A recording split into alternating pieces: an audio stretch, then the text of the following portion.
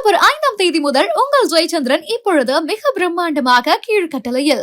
கரூர் கூட்ட நெரிசல் சம்பவம் குறித்து உயர்நீதிமன்றத்தின் சிறப்பு புலனாய்வு குழு விசாரணையை தொடங்கியுள்ள நிலையில் அதன் தலைவர் அஸ்ரா கார் கரூர் வந்துள்ளார். விசாரணை குறித்த கூடுதல் தகவல்களை செய்தியாளர் மணிகண்டன் வழங்க கேட்கலாம்.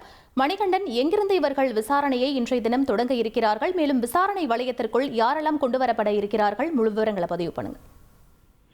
வணக்கம். கரூர் வேலுசாமிபுரம் பகுதியில் கடந்த 27ஆம் தேதி தமிழக வெற்றி கழகத்தின் தலைவர் விஜய் தனது தேர்தல் பிரச்சாரத்தை மேற்கொண்டார்.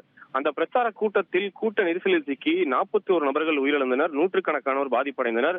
இது தொடர்பாக முதலாவதாக நீதிபதி அருணா ஜெகதீசன் தலைமையிலான ஒரு நபர் விசாரணை ஆணையம் அமைக்கப்பட்டது. அதனைத் தொடர்ந்து உயர்நீதிமன்ற உத்தரவின் கீழ் SIT குழு, அதாவது சிறப்பு புலனாய்வு குழு ஒன்று அமைக்கப்பட்டது. இந்த குழுவின் தலைவராக வடக்கு மண்டல IG அஸ்ரா கார்க் நியமனம் செய்யப்பட்டார்.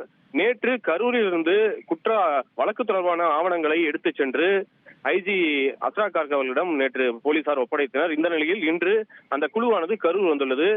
முதலாவதாக SP சியாமலாதேவி, விமலா ஆகிய இருவரும் கரூர் SP அலுவலகத்துக்கு வந்தடைந்த நிலையில் தற்போது கரூர் மாவட்ட சுற்றுலா மாளிகைக்கு அந்த குழுவின் தலைவரான அஸ்ரா கார்க் வந்துள்ளார். இதனைத் தொடர்ந்து SP அலுவலகத்தில் ஒரு சிறிய அளவிலான ஆலோசனை கூட்டம் நடந்த பிறகு அங்கிருந்து புறப்படும் அவர்கள் வேலுசாமிபுரம் பகுதியில் சம்பவம் நடந்த இடத்திலிருந்து தங்களது விசாரணையை தொடங்க உள்ளனர்.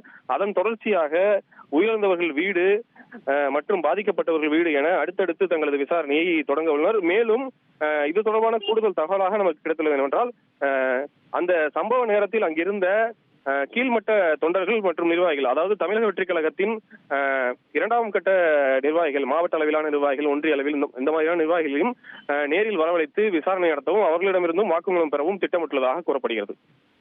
விவரங்களுக்கு நன்றி மணிகண்டன். அக்டோபர் 5ஆம் தேதி முதல் உங்கள் ஜெயச்சந்திரன் இப்பொழுது மிக பிரம்மாண்டமாக கீழ்கட்டளையில்.